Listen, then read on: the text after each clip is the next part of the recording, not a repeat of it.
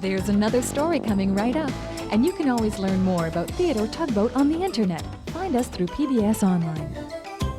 Pushing and a pulling in the great big harbor, in the great big world is so much fun. So many brand new things to discover. Waking with the sun, gotta get the job done. Oh, Theodore and Emily, Voda, Hank and George, and the harbor master too. Thank you, Hillary. Yep, see you tomorrow. Hello. Look what I just got in the mail. Wonder what it could be. See, I wasn't expecting anything, so I don't... Oh, look at that. Tugboat cookies. My favorite. Oh, there's a note. Dear son. Oh, I know these are your favorite. Enjoy them. Love, Mom. Oh, isn't that sweet of her? It's just in time for my snack. I think I'll have a few of these cookies right now. Yes.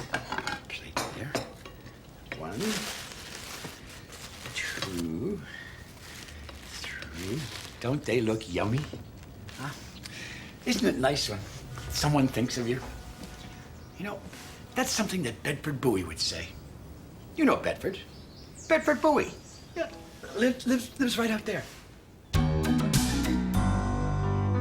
Bedford Bowie was waiting patiently while Hank brought Barrington Barge over for a visit. Hank tooted hello to the little Bowie, who lived out at the entrance to the harbor. "Hi, Hank, what are you doing?" "We're taking these pipes to the oil refinery," he announced, showing off Barrington's cargo. Bedford dinged his bell with appreciation. "Nice," he said. A moment later, Constance, the Coast Guard ship, appeared. "I was patrolling along the coast," she called to Hank, "and I saw an iceberg." "How big was it?" Bedford wanted to know. "It was almost as tall as Benjamin Bridge," replied Constance. "Benjamin's really big," said Bedford.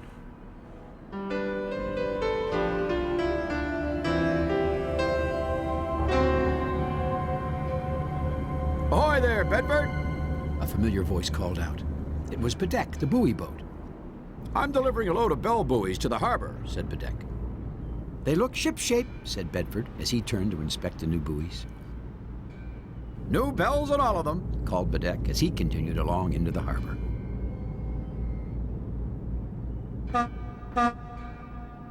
That was Theodore's whistle.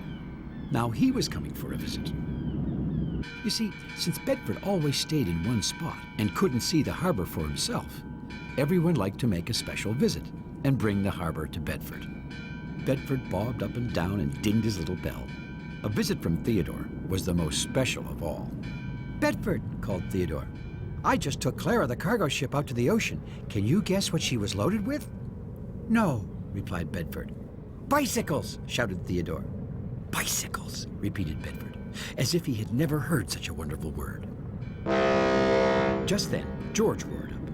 "All the tugs are having a race around the harbor," he announced. Well, Theodore loved racing, but he hadn't told all his stories to Bedford.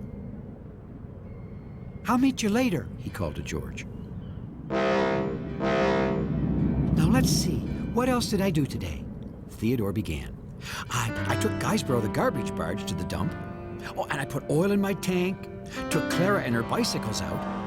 Theodore could hear the tugs already beginning the race.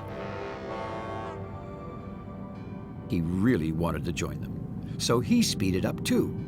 "Then I visited you. I'm still visiting you, and, oh, what was I saying?" frowned Theodore. Tugs sure sounded like they were having fun. Oh, yes," he continued. I put bicycles in my tank, oiled Guysborough, took Clara to the dump, and..." "Theodore," Bedford interrupted, "I think I'm tired now." "Tired?" repeated Theodore. "But Bedford, you haven't done anything today." "I know," said Bedford in a very quiet voice. "Well, if you're sure," Theodore said, I'll see you tomorrow, and I'll tell you all about the race."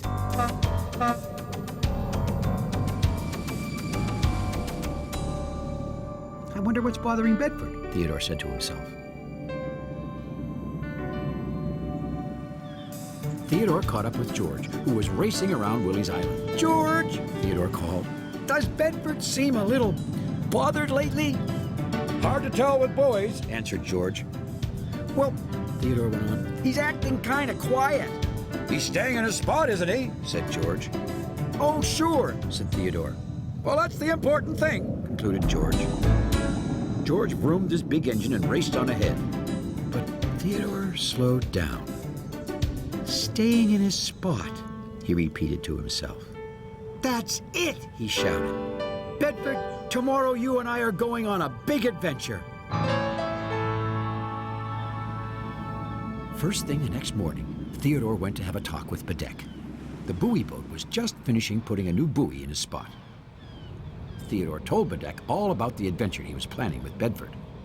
Well, that sounds like a wonderful idea, said Bedeck. The two set off right then and there. Theodore smiled. He couldn't wait to see Bedford's face when he told him the surprise.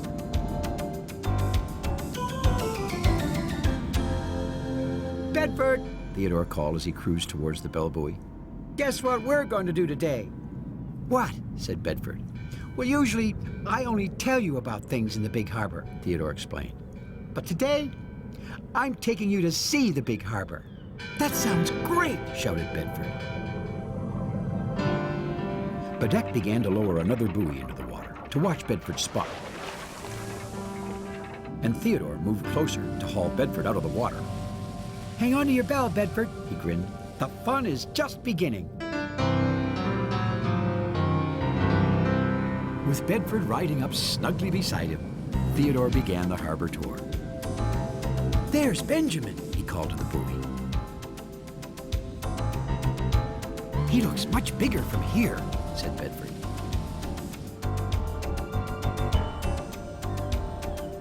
And over there is where Rebecca lives, said Theodore. Rebecca, the research vessel, was floating in her dock at the Oceanic Institute. Rebecca and I always find things underwater, continued Theodore. Northumberland submarine comes too. We found an old ship's bell once.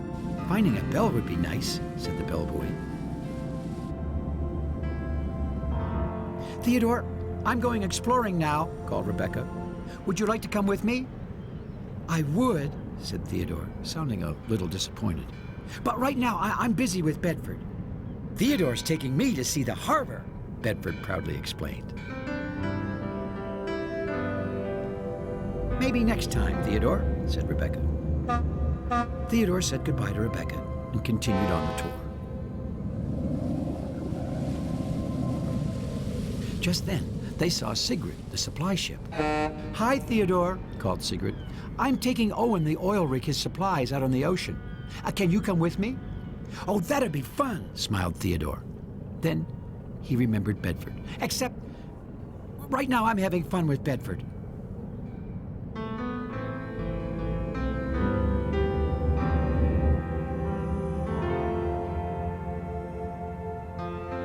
A moment later, Hank came hurrying by. Theodore, don't forget that you're going to show me where you found that driftwood the waves washed up last night. Yes, Hank. As soon as I finish showing Bedford around, said Theodore. Hank tooted and continued on his way. Theodore, said Bedford, you sure have a lot of friends. Oh, everyone in the big harbor is my friend, said Theodore. And it sure sounds like you have lots of fun with them, continued Bedford. Sure, like us. Oh, we have lots of fun together too, said Theodore. I tell you things and you listen. It's not the same, said Bedford. I think I'd like to go back to my spot now. Well, at first, Theodore thought Bedford was making a joke. But it was always kind of hard to tell if the bellboy was smiling. Somehow, this time, Theodore knew he wasn't. A little later that day, Bedford was back in his spot. Bedeck was leaving the harbor for home again when he heard the little bellboy calling him. Bedeck, called Bedford. Yes, Bedford?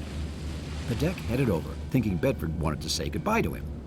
I've been thinking that I'd like to leave the harbor, said Bedford. Leave the harbor? Repeated Bedeck. Can you take me to another harbor? Said Bedford. Well, Bedeck said slowly, I suppose I could see if there are any replacement buoys to take your spot. Thank you, said Bedford.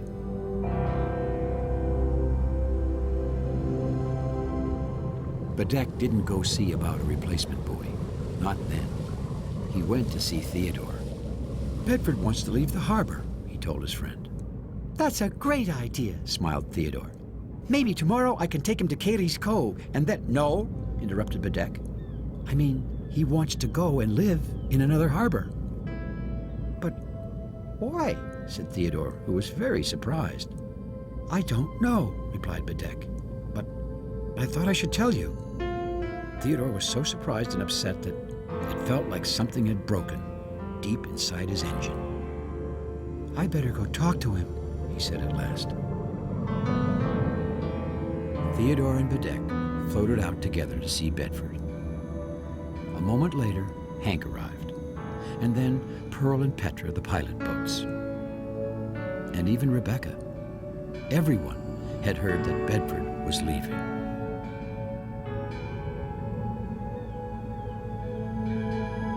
Hi, Bedford. Hi, Theodore. Bedeck said that you want to go and live in another harbor? Said Theodore. Yes, Theodore, said Bedford quietly. I do. Are you sure there's nothing I can say to make you change your mind? Said Theodore. I think I have to go, replied Bedford. Goodbye, Theodore. Goodbye, Bedford, said Theodore.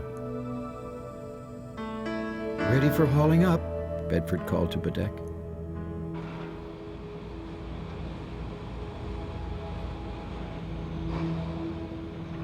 Bedeck slowly began to raise Bedford up to his deck. Theodore couldn't watch his friend leave. We better go, said Rebecca gently. Bedford dinged his little bell one last time. Stop! Theodore suddenly shouted. Bedford, you can't leave.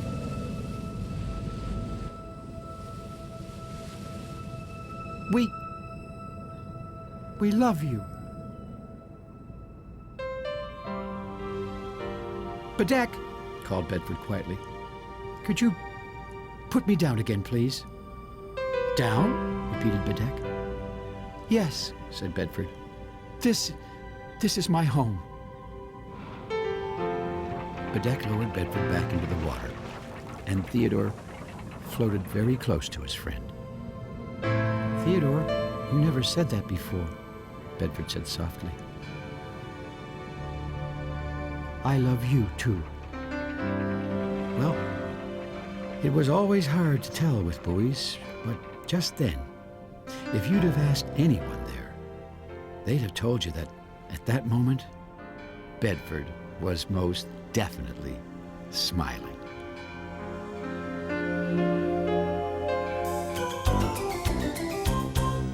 Bedford certainly is special to all of us here in the Big Harbor. Thanks for visiting us. We'll see you all again next time.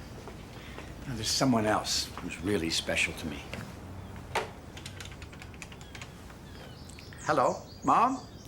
I got the cookies you sent. Yeah, they look yummy. You're the best mom in the whole wide world.